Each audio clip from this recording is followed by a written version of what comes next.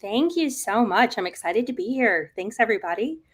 Well, I'm going to dive in. I want to get as much goodness out of this as possible. So first, as Angie mentioned, my name is Hannah Hosemann, and today I'll be sharing my philosophy for leading high-performing and highly engaged teams. Before I do so, allow me to introduce myself. I'm the Director of Onboarding and Implementation at Affinity, the leading provider for relationship intelligence software. I lead a team of implementation experts. We are the first stop in the customer journey for our customer for Affinity, and our role is to help customers set up the Affinity solutions. In addition, I'm a co-founder and co-CEO of a wellness beauty brand named Element Candles and Othos brand, and we have been featured in Martha Stewart, Women's Wear Daily, New Beauty, and we're ranked some of the cleanest burning candles on the market by beauty bloggers of Mind Body Green. And as mentioned, I have nearly 2 decades of experience specializing in global award-winning SaaS customer success, support, and implementation. But who am I really? Well, I'm a daughter, I'm a wife, I'm a sister, I'm a dog mom to 3 amazing miniature schnauzers, Ella, Patch, and Zeke. I'm a business owner, hobby crafter. I do glass blowing and ceramics. I'm a travel connoisseur, a foodie, a music lover who absolutely knows no lyrics at all. So don't quiz me. Before I dive into my philosophy, allow me to share a little bit about how I got started and my journey overall. I went to college with the ambition of being a thriving visual artist. However, my desire to eat outweighed my love of art. So I had an opportunity for me to enter the nonprofit community aiding arts organizations, and I grabbed it. I then landed a job with a software provider who created software for nonprofits to manage their organizations, and I began as a phone operator. And through extensive mentoring, I worked my way up from a phone operator to a customer success leader. 9 years ago, I discovered that I'm actually allergic to most candles on the market, so my husband and I set out to make candles which I would be able to burn in our home. But with all my experience being an employee and leading teams, I found one consistent. Your leader can literally change your life for positive or negative. Love it. Thank you, Kelly. I also love the fine arts. Over the next few slides, I'll be reviewing what shit is, why shit matters, how shit has impacted my life, and how shit can impact yours too. Transparently, I've made a lot of mistakes over the years. When I first was selected to lead a team, I tried to be everyone but myself, as imposter syndrome actually is a real thing. And it wasn't until I put my personality forward, becoming authentic, that I realized how I could lead my team effectively and actually creating my own principles, which I'm calling shit. To start, let's review what shit is. It is comprised of 4 pillars. Just like Captain Planet, when you have earth, wind, water, we have sincerity, honesty, integrity, and trust, and you need to have all 4 of them. If you just have one, it's not going to work. We'll be reviewing each one of these principles and sharing some stories and how I identified these components to be important pillars for me and actionable ways you can incorporate them into your life. I'm seeing a lot of people on here having lots of different experiences, and it's important to call out you don't have to be a people leader to leverage these. You can be an IC, an aspiring people leader, an active team lead, anything goes.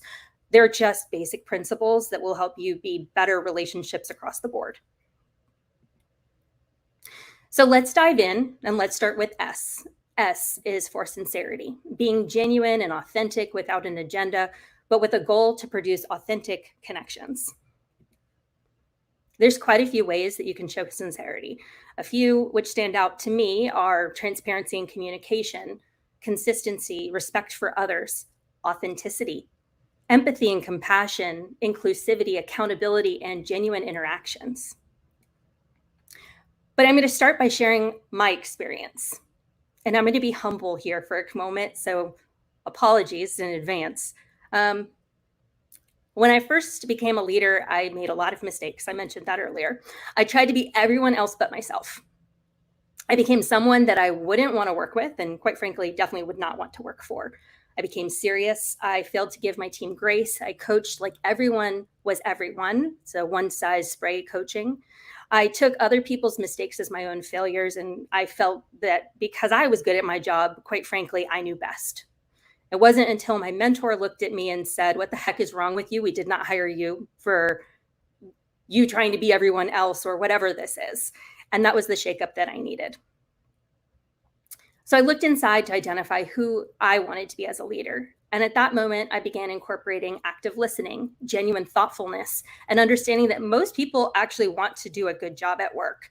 And with that, I began approaching conversations differently. I began approaching coaching conversations as heartfelt interactions where I'm here to help you grow, not I'm reprimanding you and telling you you're doing something wrong. I found that I was able to build stronger, more authentic relationships with both my peers and my team by leveraging that. Both my team and I worked harder for each other because we both cared for each other. We both wanted to see the person succeed. I was able to identify their strengths, where and how to foster them, and then also learn what their goals were and give people opportunities through that. Let's go into H for honesty. Honesty is being transparent in communications, providing clear expectations and building respect. Some of the principles of honesty in leadership are truthfulness in what you say, transparent in your motives, good intentioned, fair in feedback, constructive, and quite frankly, genuine intent. Over the years, people have honestly looked to me asking for advice on how to become a leader. And while there really isn't like a one-size-fits-all program, honesty in coaching and mentoring is probably number one in my book. Allow me to tell you a story of an individual contributor's experience on my team. They wanted to be a leader. This person was amazing at their role, but being a leader really wasn't quite in the cards for them at that moment because they were really good at their role. But like I said, just a couple moments with my mistakes, it's more about your abilities to get somebody else into that role and less about you doing that role. I needed to be honest, but in a constructive and not hurtful way. I shared that I saw potential and that they weren't quite ready to be a manager. However, with some coaching, I was sure that we could get them ready for leadership. So instead of just saying, "Hey, you're not quite there," I offered to help. We developed a leadership program focused on those leadership essentials, which we're discussing today, the SHIP ones, the sincerity, honesty, integrity, and trust. And together we grew. I met them with weekly meetings. We were a team. We wanted both of us to be successful. I wanted the person to be a leader and they wanted to be a leader. And with this, we were able to make a difference. Foreshadowing, the person actually became a successful people leader. So bringing it all home, what really made this difference for this person is that it was all about honesty, setting the expectation of what is going to set them up for success and understanding where they are and how to get to that next level.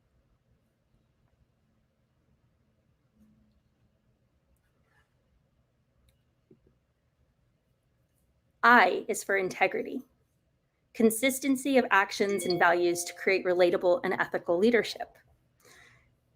Have you ever been at a restaurant? Remember, I'm a foodie. That was incredible the first time you went. And then you went back a second time and it was awful. You didn't rush back. Now, let's pretend that you go to the restaurant and instead of having just a bad experience, somebody comes out and apologizes and recognizes that it really wasn't their good night. I'll bet you'll give them another chance. Integrity and leadership's a lot like that. Let's be real. Just because you get the leadership title doesn't magically make you a perfect leader. In the workplace, integrity can show up in many different ways. Consistency in how you show up to work, accountability to work, admitting when you made a mistake, reliable to getting things done and hitting your deadlines, and also transparent and vulnerable, fair and equal to all. I fail. We all do. So allow me to share one of my failures so you don't have to.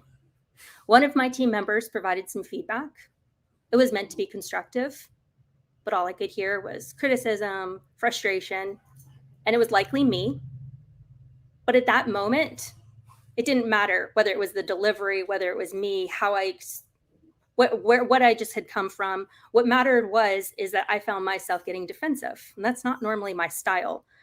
I realized I was the one putting up walls. My body language was like a cat ready to pounce.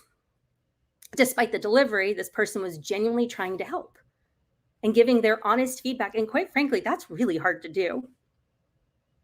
So I paused the conversation. I thanked them for sharing. And I also admitted that I really wasn't in the best place to receive the message. And I suggested that we hit pause, giving me some time to digest the words. We wrapped up the call, and I replayed this feedback over and over, sifting through to get to the core of the concerns. When we reconnected, I kicked off with an apology for my reaction and expressed my gratitude for their honesty. I offered to coach them on delivering feedback as well, as what they said was really important. We as leaders needed to hear of this, but how they said was where I think we could have massaged it. And they were superbly grateful for this opportunity to partner. Integrity became a critical principle in my leadership style, as it's not that we may make mistakes or if we will make mistakes. There's a guarantee it's when we're going to make mistakes. And there's nothing more concerning than not giving people the honesty back and knowing that we're humans. T is for trust, the foundation that allows us for vulnerability and risk-taking. I am terrified of heights. I am also the slowest rock climber in the history of the world. But when I'm harnessed in and my husband's belaying me, I feel like I can literally tackle any mountain. Not as strictly because I trust him. Same thing for leadership. People are naturally scared to fail. And when you're working with a group of people who want to be successful, the fear can actually stall success. In the workplace, trust can show in many ways: reliability, respectful communication, understanding that each person is a unique person and brings different skill sets to the team, fair and equal to all. So allow me to tell a story of what this may look like in the real world. In technical support, every call is a new adventure. Client on the line fuming over what they think and expected versus what the actual product capability or whatever it is capability that you have. Their demands were extremely high. On our end, we had a team member trying their best to keep up, make the customer happy. The team member was terrified that this customer would escalate, causing them more work or worse, penalization. That's when I decided to jump in on the call, not to take over. The associate was doing phenomenally, but to lend a hand in navigating this situation. I listened to the client to ensure that they had an outlet to articulate their frustrations, but I was upfront with the client, acknowledging their frustrations, but also gently setting the record straight on what was doable and what's not. We set expectations on the next steps and followed through, which in turn reinforces trust to the customers. In this instance, it wasn't about fixing the issue at hand. It was about showing that we cared and that we were going to be their partner. Most importantly, as a leader, my actions that I took showed my team member that I would be vulnerable. I would put myself in the line of fire alongside with them, and I would always have their backs. The last story of today is about my favorite leader. They set the bar high for their team and then even higher for themselves. They knew what to do and held you accountable. They knew what you could do and they held you accountable. They were all in all the time, no matter how late and what holiday it was. They were there for you if you needed. You always knew where you stood. They laid everything out on the table. They coached privately, praised publicly, but always were jumping in to provide feedback and look for opportunities to mentor to help you grow, not just at your job, but as a person too. They weren't afraid to show their human side, owning up to their mistakes. They were the first to cheer you on when you nailed it, and they genuinely cared about what happened to you in your world, both at work and beyond the office walls. So as my parting gift to you, I encourage that you each find a trusted mentor or a friend to help you practice the principles of SHIT: sincerity, honesty, integrity, and trust. Wrapping this up, it's clear that giving a shit isn't about being your team's best friend. It's about being there, showing up when you need somebody, when they need you the most, having their backs, nurturing your team's growth, celebrating their successes, and always making it personal. That is the shit that makes the difference. With that said, I would love questions. And so feel free to chime in. I think there were some in the chat. Some actionable items to be a manager. I love that question. Thank you. I will tell you the actionable items to being a manager are, a lot of it is coaching. Our job as leaders is to make your lives easier, is to remove obstacles and give you the freedom to have the abilities to do your job effectively without any burden. So in this instance, a lot of it is understanding how to deburden and how to make people's lives better, but also to give recommendations, feedback, coaching along the way. Feel free to connect with me if you have a specific. I would love to talk more about your specific role, what you're aiming for, and how do we get you there.